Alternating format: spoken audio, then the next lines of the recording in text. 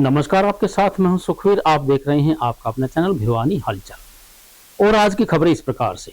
नशा मुक्त समाज के लिए मिलकर करने होंगे सभी को प्रयास, यह कहना है संत कौर साहिब महाराज का। मंगलवार को संत कौर साहिब महाराज ने भिवानी के SP Varun Singla, ASP Mayank Gupta, SDM Deepak Babulal Karwa, नगराधीश हरबीर सिंह के साथ साइक्लोथॉन को हरी झंडी दिखाकर रवाना करते हुए कहा कि युवा पीढ़ी में बढ़ रही नशे की प्रवृत्ति को हर हाल में रोकना होगा, तभी एक समृद्धशाली देश का निर्माण हो सकता है। संत कंवर साहब महाराज मंगलवार को रोहतक रोड पर आश्रम से साइक्लोथॉन को हरी झंडी दिखाकर रवाना करने के दौरान अपना संदेश दे रहे थे। उन्होंने कहा कि वे अपने अनुयायियों को नशा नहीं करना, मांसाहार नहीं करना, चोरी न करना, सदाचार का पालन करना और कन्या भ्रूण हत्या नहीं करने का संकल्प दिलवाते हैं। ऐसे लाखों परिवार नशे के बुराई से बचते हैं। जिन परिवारों में शराब व अन्य नशे से झगड़े होते थे, आज उन परिवारों में अमन, चैन और शांति है। उन्होंने कहा कि युवाओं को नशे से बचाने के लिए सबसे पहले हर माँ बाप को अपने बच्चों पर ध्यान देना होगा। उनका विशेषकर युवा पीढ़ी से आह्वान है कि वे ड्रग्स का सेवन न करें। ड्रग्स की लत बहुत बुरी है। यह नशा धीरे धीरे समाज में घर कर रहा है, इसे फैलने से रोकना होगा। उन्होंने कहा कि लोगों की उदासीनता की वजह से समाज में नशा या अन्य बुराइयां फैलती हैं। हमें नशे के विरुद्ध आवाज उठानी होगी। संत कंवर साहिब महाराज ने साइक्लोथॉन में शामिल सभी पुलिस के जवानों व खिलाड़ियों को अपनी ओर से शुभकामनाएं दी और कहा कि वे सुंदर निर्माण के प्रयास में शामिल हुए हैं, जो कि बहुत अच्छा कार्य है। अपने भिवानी में प्रवेश किया, रात को यहाँ राधा स्वामी आश्रम में रुके। सब हमें खुशी हुई है जान के कि ये एक इतना अच्छा कार्य है जिस बुराई को हम मिटाने के लिए पहले ही प्रयासरत है। सरकार की तरफ से भी, समाज की तरफ से भी, और हम सब का ये फर्ज बनता है कि इस बुराई से निजात दिलाने के लिए हम पुरजोर मेहनत करें, प्रयत्न करें, ताकि हमारी समाज से बुराई निकले, आपसी भाईचारा प्रेम कायम हो और हम उन्नति करें। इसीलिए ये हमें अच्छा लगा कि यूथ के लिए ये कार्यक्रम चल रहा है, क्योंकि यूथ जहाँ जहाँ गांव में जाएंगे वहाँ नौजवान बच्चों को ये शिक्षा मिलेगी और नौजवान आदमी इस मुहिम में चलने वाले भी, उनको देख के प्रेरणा मिलेगी। जब ये इस बुराई को दूर करने के लिए इतना प्रयास करते हैं तो हम इस बुराई में क्यों फंसें। लेकिन इसके लिए सरकार को भी कदम उठाने पड़ेंगे, कड़े थोड़े नियम बनाने पड़ेंगे। हमारा सबका फर्ज बनता है इस बुराई को रोकने के लिए, जिस प्रकार से भी जो कार्य कर सकते हैं, सरकार कानून के द्वारा और संत महात्मा उनको उपदेश के द्वारा और समाज के लोग उनको प्यार से और अपने बच्चों को उससे दूर रखने का प्रयास करें। जिसको अगर किसी चीज़ की डिमांड होगी तो कहीं ना कहीं तरीके से अवैध तरीके से उसकी सप्लाई भी की जाएगी। साइक्लोथॉन इसी संबंध में एक बहुत अच्छी पहल माननीय मुख्यमंत्री हरियाणा सरकार श्री मनोहर लाल खट्टर जी द्वारा की गई है। इसमें इतनी बड़ी संख्या में यूथ जो हर जिले में जुड़ रहा है साइक्लोथॉन में, जिसका मेन मकसद जो है वो नशा मुक्त हरियाणा है और नशा मुक्त प्रदेश के लिए ये पूरी साइक्लोथॉन चल रही है। इससे अपने आप में इस लहर से स्पष्ट जाहिर रहेगी यूथ जो है वो नशे के साथ नहीं है, लेकिन कुछ युवा जो है वो भटक गए हैं रास्ता, जो ज़रूर इस तरह के रैली से, इस तरह के साइक्लोथॉन से ये और अन्य जो प्रोग्राम चल रहे हैं उससे ज़रूर जो है अपनी सही राह पे जाएगा और ज़रूर इस तरह की डिमांड कम होगी। साइक्लोथॉन से पुलिस ने एक अच्छी पहल 6 महीने पहले की थी, जिसमें ग्राम प्रहरी नियुक्त किए गए थे। एक सिस्टम, एक ढांचा खड़ा किया गया था, एक ऐप डिज़ाइन की गई थी, जिसमें हर गांव के स्तर पे एक ग्राम प्रहरी, एक सह ग्राम प्रहरी जो है, सहायक ग्राम प्रहरी वो लगाए गए थे, जो कि गाँव में सभी लोगों से, सभी वर्गों से बातचीत करेंगे और इस प्रकार के जो नशे से जो में ग्रस्त जो युवा हैं, नशा बेचने में जो संलिप्त हैं और अन्य कई सारे पहलुओं पे, अपराधों पे, इन पे जानकारी इकट्ठा करेंगे, ताकि एक अच्छा इंटेलिजेंस भी इकट्ठी हो सके और पुलिस के लिए भी काम करने में मदद मिले और साथ साथ जनता का सहयोग भी पुलिस। साइक्लोथॉन यात्रा का बड़ा जोरदार स्वागत किया गया है और 900 किलोमीटर के करीब यात्रा चल के आई है और यात्रा का एक विशेष मैसेज है। माननीय मुख्यमंत्री जी का जो विशेष संदेश है कि हम अपने युवाओं को ड्रग्स फ्री हरियाणा और नशा मुक्त हरियाणा एक मिशन लेकर के चल रहे हैं, उसको कहीं न कहीं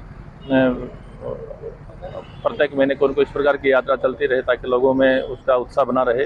और ख़ास करके हम ये भी जानते हैं कि हमारे पास जो युवा हैं, युवा शक्ति है, युवा ऊर्जा है हमारे देश में, ज़्यादातर जो आबादी है, तो उसको कहीं न कहीं बचाने की हमने कोशिश करनी है। माननीय मुख्यमंत्री जी के द्वारा जो एक यात्रा शुरू की गई और इस यात्रा के साथ में हमारे प्रशासन का, हमारे पुलिस का बड़ा अच्छा सहयोग रहा।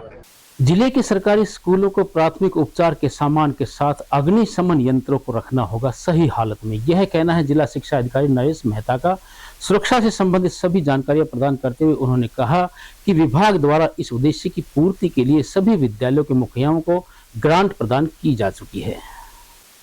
जिला शिक्षा अधिकारी श्री नरेश मेहता ने बताया कि सुरक्षा की दृष्टि से सभी विद्यालयों में अग्निशमन यंत्र और अन्य घटनाओं के लिए प्राथमिक उपचार के सामान अनिवार्य हैं। उन्होंने कहा कि कोई भी विद्यालय नहीं कह सकता कि सुरक्षा की दृष्टि से वहां कोई भी कमी है। उनका कहना था कि प्रशासन की तरफ से पिछले वर्ष ही ग्रांट जारी कर दी गई थी। सभी विद्यालय मुखिया प्राइमरी से लेकर सीनियर सेकेंडरी तक अपने अपने विद्यालयों में प्रबंध करेंगे अग्निशमन यंत्र का और बाल्टियों में मिट्टी भरवा कर स्टैंड पर लटकाई जाए। यदि वहां ऐसा नहीं है तो यह प्रबंध करे और यदि इस तरह का प्रबंध है तो यह बहुत ही अच्छा और उचित कार्य है। इसके अलावा फर्स्ट एड इत्यादि भी सभी की तैयारी विद्यालयों में रहती है। इसकी भी राशि विद्यालयों में जारी हो चुकी है। उनका कहना था कि कोई भी विद्यालय इसमें ढील न बरते। यदि कोई विद्यालय ढिलाई बरतते हुए नजर आया, चाहे वह सरकारी या प्राइवेट हो, उचित कार्रवाई की जाएगी। स्कूल में सभी प्रकार की सुरक्षा व्यवस्था है और एहतियात के तौर पर जैसे अग्निशमन यंत्र, फायर एक्सटिंग्विशर पूरे विद्यालय में लगे हुए हैं और समय समय पर इनको रिफ़िल भी करवाया जाता है, डेट एक्सपायरी देख करके।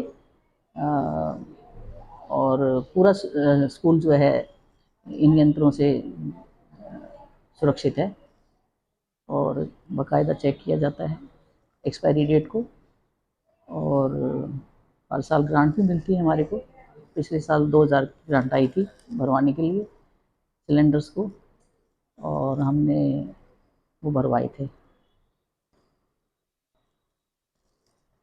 ये तो फायर एक्सटिंग्विशर लगे हुए हैं ही, इसके साथ साथ जो है हर स्थान पर जहाँ खतरा हमको लगता है, जैसे बिजली के मीटर हैं या एमडीएम का है या कंप्यूटर लैब है, इन सब जगह लगे हुए हैं। और ये बाल्टियाँ रखी हुई हैं मिट्टी से भर के, ताकि ज़रूरत पड़ने पर इनका इस्तेमाल किया जा सके। और बच्चों को अवेयर भी किया जाता है कि उनको क्या स्टेप उठाने चाहिए जो भी उस मौके पर मौजूद हो। सविता कनगस, गवर्नमेंट मॉडल संस्था स्कूल। हमारे विद्यालय में फायर सेफ्टी, पानी और बिल्डिंग सेफ्टी तीनों की एनओसी स्कूल में है। हमने स्कूल में बच्चों की सुरक्षा के सभी प्रबंध किए हैं और जगह जगह पर फायर सेफ्टी जो यंत्र है वो पूरी बिल्डिंग में जगह जगह पे हमने लगाए। नहीं कह सकता कि सुरक्षा की दृष्टि से उसके पास फंड नहीं है या उपकरण नहीं है, क्योंकि पिछले वर्ष भी जो है विभाग की तरफ से ये उनको ग्रांट जारी कर दी गई थी कि सभी जो है विद्यालय मुखिया प्राइमरी से लेकर सीनियर सेकेंडरी तक अपने अपने ये प्रबंध करेंगे। उसमें अग्निशमन का अगर यंत्र भी ले सकते हैं, वो बाल्टी वगैरह जो है एक मिनिमम जो है जिसमें मिट्टी भरकर वो भी जो है वो स्टैंड पर लटकाएं। और बच्चों की सुरक्षा से संबंधित जो भी हैं या फर्स्ट एड वगैरह, इन सभी का पैसा सभी विद्यालयों में जारी हो चुका है और मुझे नहीं लगता कि कोई भी विद्यालय इस पर कोताही करेगा। यदि कोई भी सरकारी या 4 सितंबर से 10 सितंबर तक बोस्निया में आयोजित वर्ल्ड बॉक्सिंग मेमोरियल चैंपियनशिप में गांव पालूवास के खिलाड़ी आकाश तंवर ने सिल्वर मेडल जीतकर भिवानी का नाम रोशन किया है। विजेता खिलाड़ी के भिवानी पहुंचने पर खेल प्रेमियों ने फूल माला व एक दूसरे गुलाल लगाकर जोरदार स्वागत किया और जश्न मनाया। बता दें कि 57 किलोग्राम भार वर्ग में आकाश ने आखिरी संघर्षपूर्ण मुकाबले में स्वीडन के मुक्केबाज हार्डी हार्ड्स को 2-1 से मात देते हुए सिल्वर मेडल हासिल किया, जिससे गांव में खुशी की लहर है। वहीं परिवार व पूरे गांव ने विजेता बॉक्सर आकाश को सर आंखों पर बैठाए और आशीर्वाद दिया। उन्होंने कहा कि बचपन से ही आकाश को बॉक्सर बनने का शौक था। फिलहाल वह भारतीय थल सेना में हवलदार के पद पर कार्यरत है।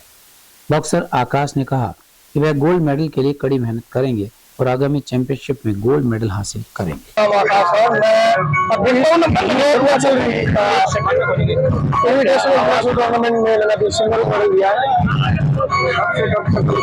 ये 4 तारीख से 10 तारीख तक 11 तारीख तक था यूरोप में, तो इसमें 30 या 40 घंटे में भाग लिया था, तो उसमें मेरा सिल्वर मेडल आया। आगे का अभी नवंबर अगस्त में से पढ़ने वाली है, तो मैं आर्मी में हूँ और वही से जिसकी तरफ से खेलूंगा, तो इधर से फिर आगे की तैयारी के लिए तैयारी करेंगे। आगे के लिए अभी मैं चाहता हूँ पुणे जाऊँगा हमारी एक दिन में, आगे के लिए बहुत ज़्यादा मेहनत करने वाला हूँ, ओलंपिक लेवल की तैयारी करनी पड़ेगी। मेरा नाम भंवर सिंह है, गाँव पालवास का निवासी हूँ। ये मेरा बेटा है, बड़ी खुशी का दिन है। पहले भी इसने 2021 में टूर्नामेंट में भाग लिया था वर्ल्ड चैंपियनशिप में, तब भी इसने ब्रॉन्ज मेडलिस्ट था और उसके बाद अभी ये इंटरनेशनल टूर्नामेंट में सिल्वर मेडल लेके आया है। तो मैं इसकी भविष्य की तरक्की की कामना करता हूँ और सारे गाँव, प्रदेश और देश की नाम रोशन करने के लिए इसका धन्यवाद। मैं नरेश कंवर, गाँव पालवास से। आज हमारे गांव में बड़ी भारी खुशी है कि हमारे इस लड़के ने यूरोप के अंदर वर्ल्ड चैंपियन के अंदर सेकंड पोजीशन प्राप्त की है आकाश ने, और ये आकाश थल सेना के अंदर हवलदार की पोस्ट पर है। और हम पूरे गांव की तरफ से और पूरे इलाके की तरफ से इनको ये आशीर्वाद देना चाहते हैं कि जल्द ये कम से कम कैप्टन रैंक पर हो और गांव का नाम ऐसे ही रोशन करते रहे, ताकि भविष्य में भी इस तरह के खेलों के अंदर भाग ले और पूरे वर्ल्ड के अंदर हमारे इस बेटे का नाम छाया रहे। Federation private school welfare association Haryana व निशा के पदाधिकारियों ने हरियाणा विद्यालय शिक्षा बोर्ड अध्यक्ष डॉक्टर वीपी यादव से उनके कार्यालय में मुलाकात की। इस अवसर पर एसोसिएशन के प्रदेश अध्यक्ष कुलभूषण शर्मा ने अध्यापकों पर जुर्माने का नियम खत्म करने की मांग से संबंधित ज्ञापन बोर्ड अध्यक्ष को सौंपा। निशा के राष्ट्रीय अध्यक्ष व federation private school welfare association Haryana के प्रदेश अध्यक्ष डॉक्टर कुलभूषण शर्मा ने कहा कि प्राइवेट शिक्षकों पर जुर्माना लगाया जाना सरासर अनुचित है। इस संबंध में शिक्षा मंत्री से बातचीत की गई थी और उन्होंने इसे खत्म करने का आश्वासन भी दिया था। उन्होंने कहा कि उनकी मांग है कि शिक्षकों पर लगाए जुर्माने को खत्म किया जाना चाहिए। अगर आवश्यकता अनुसार जुर्माना लेना पड़ता है तो प्रति शिक्षक नहीं प्रति स्कूल लिया जाना चाहिए और जो जुर्माना राशि ले ली गई है उसे वापस किया जाना चाहिए।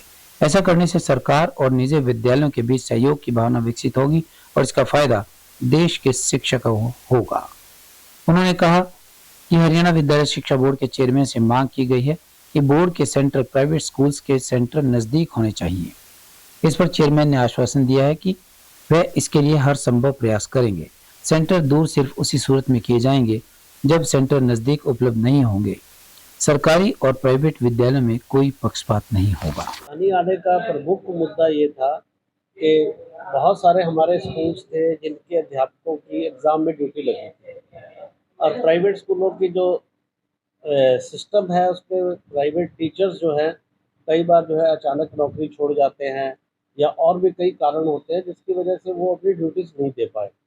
तो बोर्ड ने प्रति अध्यापक जो है सभी स्कूलों पर 5,000 रुपये के हिसाब से फाइन लगा दिया। अब पिछली बार जो है स्कूल के हिसाब से लगाया था कि हर स्कूल पे 5,000 रुपये फाइन का था, तो इस बार उसको अध्यापक से मल्टीप्लाई कर दिया गया, जिससे प्राइवेट स्कूलों को एक बहुत बड़ी राशि जो है इस फाइन के रूप में देनी पड़ी। और उस पर भी ये कहा गया कि आपके रिज़ल्ट अन्यथा जो है नहीं दिए जाएंगे। तो मैंने चेयरमैन साहब से हमने ये मुद्दा रखा कि रिज़ल्ट जो है वो अध्यापकों की ड्यूटी ना देने के कारण बच्चों का रिज़ल्ट रोकना ये किसी भी तरह से तर्क संगत नहीं है, क्योंकि विद्यार्थियों ने तो अपनी फीस दी हुई थी। तो इस तरीके से जब ये वाला वातावरण बना तो स्कूल्स ने डर के मारे जो है वो फाइन जमा करा दिया, क्योंकि उनको रिजल्ट तो चाहिए था अपने बच्चों का। तो हमने उनको कहा कि ये वाला जो फाइन लिया गया है इसको लेकर हम शिक्षा मंत्री, माननीय शिक्षा मंत्री जी से भी मिले और उनको भी हमने कहा कि ठीक है, हम व्यवस्था में जो सिस्टम है उस पर आना चाहते हैं, लेकिन सिस्टम को अपनाने में थोड़ा वक्त लगता है। तो आप इस बार जो है प्रति स्कूल जो है इस फाइन को रखें। और दूसरी बार जो है बहुत सारे स्कूलों का ऐसा भी हुआ था, उनके 50% अध्यापकों की ड्यूटी जो है इस पर लगा दी गई थी, किसी की 35% अध्यापकों की लगा दी गई थी, जिससे ये अव्यवस्था का वातावरण बना और अध्यापकों की अनुपस्थिति भी हुई। तो इस बार हमने मांग की कि भी ज़्यादा अध्यापकों की ड्यूटी ना लगाई जाए, जिसपे लगभग एक सहमति जो है बनी और चेयरमैन साहब का भी इस पर पॉजिटिव रवैया रहा कि 15-20% से ज़्यादा अध्यापकों की ड्यूटी वो एग्ज़ाम में नहीं लगेगी, ताकि इस तरह का वातावरण दोबारा ना बढ़े और ज़्यादा अध्यापकों की अनुपस्थिति ना हो।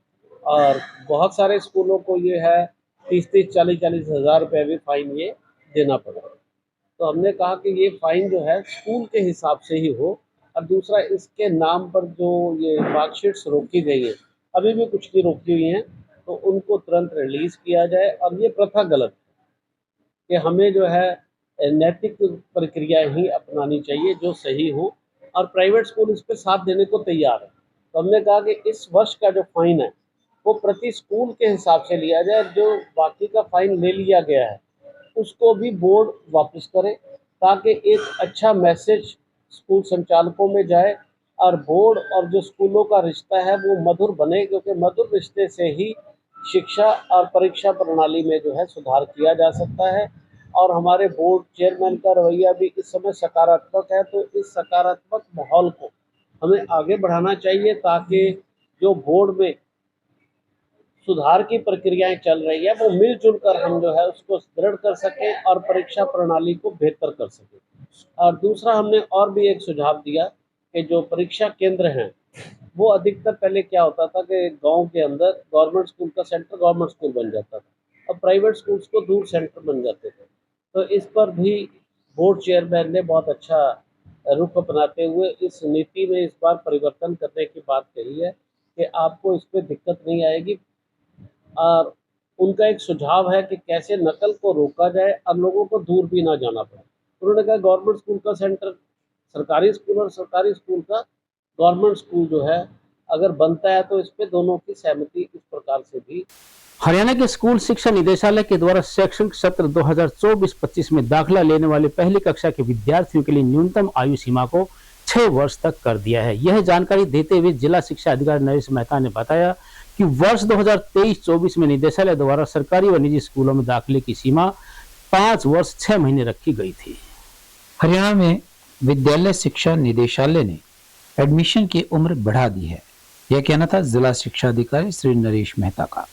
वर्ष 2024-25 सत्र के दौरान पहली कक्षा में दाखिले के लिए अब न्यूनतम आयु सीमा 6 वर्ष कर दी गई है। अब तक 5.5 साल के बच्चों को पहली कक्षा में दाखिला मिल जाता था, अब इसके लिए बच्चे के 6 साल पूरे होने का इंतजार करना पड़ेगा, जिसमें कक्षा के शैक्षणिक वर्ष 2023-24 के लिए सरकारी व प्राइवेट विद्यालयों की पहली कक्षा में दाखिले की न्यूनतम आयु सीमा 5 वर्ष 6 माह की थी। बच्चों के भविष्य को देखते हुए 6 माह की छूट दी गई थी। आने वाले शैक्षणिक सत्र 2024-25 के तहत 1 अप्रैल 2024 को जिनकी उम्र 6 वर्ष होगी वे ही पहली कक्षा में प्रवेश के पात्र होंगे। हालांकि बच्चों को विस्तारित अवधि में दाखिले का मौका दिया गया है, जिसके तहत जिसकी आयु 1 अप्रैल से 30 सितंबर तक 6 वर्ष की होगी उन्हें भी दाखिला मिल सकता है। प्रावधान ये है कि जो नई शिक्षा नीति 2020 के अंतर्गत जो प्रावधान किए गए हैं ड्राफ्ट के अंदर, उसमें ये मेंशन है कि पहली कक्षा में प्रवेश लेने वाले बच्चे की जो है मिनिमम जो आयु है वो 6 वर्ष होनी चाहिए। और पिछले साल भी विभाग द्वारा इसको संज्ञान लिया गया था, लेकिन पिछला साल क्योंकि ट्रांजिशन में था तो उस समय विभागीय दिशा निर्देश जो है वो 5.5 साल के कर दिए गए, ताकि बच्चों को जो है अकोमोडेट किया जा सके, उन बच्चों का वर्ष का जो है नुकसान ना, लॉस ना हो। लेकिन इस बार जो है ये क्लियर डायरेक्शन है कि 1 अप्रैल 24 को जब नया सत्र लगेगा तो उसमें बच्चे की आयु 6 वर्ष की होनी चाहिए। लेकिन कुछ बच्चे ऐसे हैं जिन्होंने इस साल बेनिफिट लिया है तो उनको 6 मास का विस्तार जो है दे दिया गया है, उनको रहेगा। यानी कि अगर बच्चा कोई 5.5 या 5 साल 8 महीने 9 महीने का है और 30 सितंबर 2024 तक जो बच्चा अगर 6 वर्ष पूरे कर लेगा। 1 सितंबर से 14 सितंबर तक हिंदी पखवाड़े के तहत जिला शिक्षा एवं प्रशिक्षण संस्थान बिही कला द्वारा विभिन्न प्रतियोगिता का आयोजन करवाया जा रहा है। प्रतियोगिता में भाग लेने वाली गवर्नमेंट मॉडल संस्कृति सीनियर सेकेंडरी स्कूल की 8वीं कक्षा की छात्रा तन्वी शर्मा ने प्रथम स्थान प्राप्त करके पूरे जिले को गौरवान्वित किया है। उसकी इस उपलब्धि पर विद्यालय प्राचार्य सविता घनघस ने फूल माला पहनाकर उन्हें बधाई दी।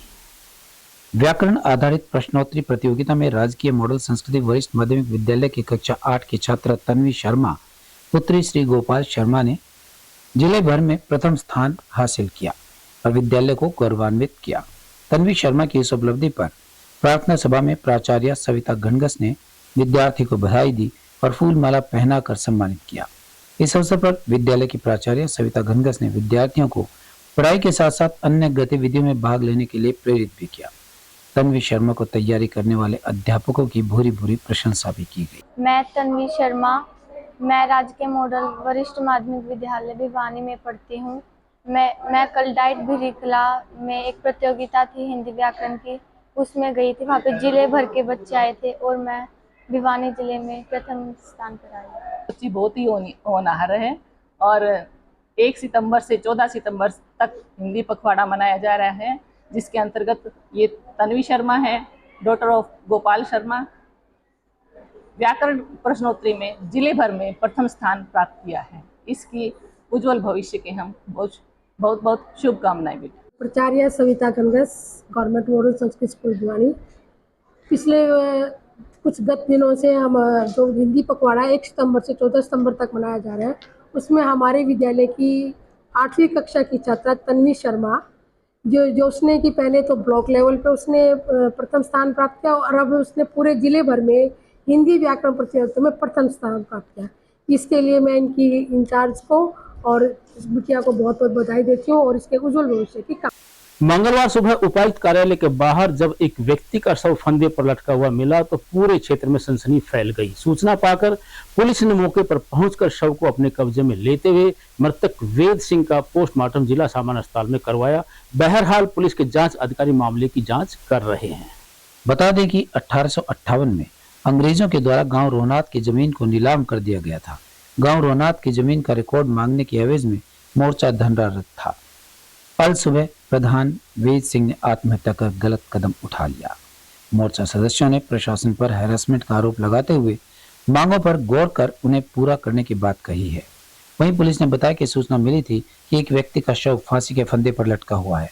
इस सूचना पर मौके पर पहुंचे तो डॉक्टर भीमराव अंबेडकर शहीद सम्मान मोर्चा के प्रधान ने फांसी के फंदे पर लटक कर आत्महत्या कर ली। इस मामले में कार्यवाही की जा रही है। तहसील बुआनीखेड़ा, जिला भिवानी का रहने वाला हूँ।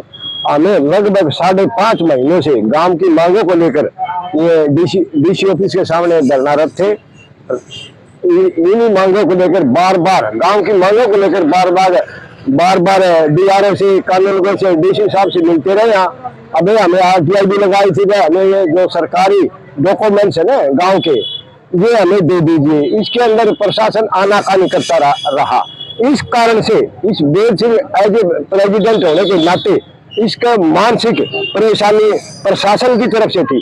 प्रशासन ही इन्वॉल्व है इसके अंदर। क्यों इन्वॉल्व है? आखिर इन्होंने डॉक्यूमेंट्स नहीं दिए, हरासमेंट करते रहे हमें। मैं भी शामिल हूँ इसके अंदर, हम मिलते रहे बार बार। हम तो बिल्कुल साथ रहे, क्यों गए 1-2 दिन के लिए बाहर घर चले गया। तो बाकी मैं तो प्रेजेंट 24 घंटे इसके साथ रहा हूँ। प्रशासन की लापरवाही इसके अंदर, डॉक्यूमेंट्स न देने की वजह से मानसिक आघात पहुंचा इस बंदे।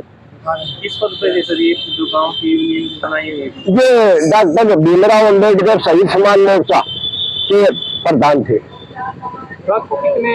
ये पता नहीं, हम तो 9-9 बजे रोटी पानी आके दोनों साथी सोए। हाँ दो रहते थे। अब मैं तो सुबह 5 बजे उठा हूँ, मैं देखा मेरे साथी तो कोई नहीं। मान लो उस टाइम तो उठा के ना अपने गटर में पानी भी घूमने फिर भी आदमी। मैं फिर बाथरूम करने चला गया, वापिस वही गद्दा बैठ के बीड़ी बाड़ी पीते रहे। 5:30 बज गए। मैं चल चाय बना लेते आ जाएगा इतना। मैं अंदर में गया तो मैंने वेद सिंह लटका मिला। मैंने 2-3 आवाज भी था, वेद वो देख के ना मैं भी अचंभित हो गया। मैं फिर जो दीवान साथी बैठे मेरे बराबर में, उन साथियों को कहा, मैं मेरे साथी चला गया। ऐसी घटना घटी। तो उसके बाद फिर हमने वो फोन में भी काफी उठा के फोन वगैरह करे। फोन करने से हमारे साथी आने लग गए। प्रशासन को भी सूचना दे दी। वहाँ दिलबाग सिंह भी है गेट के ऊपर, उनको सूचना दे दी। वहाँ ऐसी घटना घट गई जी। उन्होंने सदर थाने में फोन कर दिया। सदर थाने से पुलिस आ गई। आप लोग क्या मांग करते हो? हमारी गांव की मांग है जी, 1858 के अंदर अंग्रेजों द्वारा नीलाम की गई जमीन थी, उसके विषय में हमें धरना लगा रहे थे। पिछले साल भी धरना दिया था हमने। उसके अंदर मेरा एक छोटा भाई था, वो शहीद हो गया था गांव के अंदर ही, इसी धरने के उपरांत थी। उस लड़के की ना तो नौकरी दी, ना वो पैसे दिए। गांव को फ्रीडम फाइटर का दर्जा दो, गांव की जो जमीन है हमने नहीं करे कि वही जमीन दो, अदरवाइज कहीं दूसरी जगह जमीन दे दो। जमीन नहीं देते तो आज के भाव में जितनी जमीन गांव की बनती है उसी हिसाब से हमें राशि दी जाए। धर्मवीर फौजी गाँव रोनाथ से हूँ। आगे के लिए क्या मांग करते हैं और अब जो ये दुखद घटना घटी है क्या कारण है या क्या मांग? दुखद घटना का कारण आपने पता ही है, हरासमेंट, यानी कि इसने लगभग 20 साल लगातार संघर्ष किया। संघर्ष का कारण जो अंग्रेजों ने जमीन नीलाम कर दी थी उसकी अवैध में माननीय मुख्यमंत्री प्रताप सिंह जी कैरो हरियाणा पंजाब एक था, 57 प्लाट की उन्होंने घोषणा करी थी। खड़कपूनिया में, गांव खड़कपूनिया में आए हुए थे 57 प्लाट, 12.5 एकड़ का एक प्लाट, वो घोषणा करने के बाद लागू नहीं कर पाए। उससे पहले भगवान में प्यारे हुए तो उन्होंने ये कहा था कि भाई 20,656 बीघे जो अंग्रेजों ने नीलाम की है इस गांव की, पहले तो हम ये 57 प्लाट देते, इसके बाद में जो भी कमी होगी उसको पूरी करेंगे, गांव को शहीद का दर्जा देंगे। आज की खबर में बस इतना ही। अब मुझे दीजिए इजाजत। देखते रहिए आपका अपना चैनल भिवानी हलचल।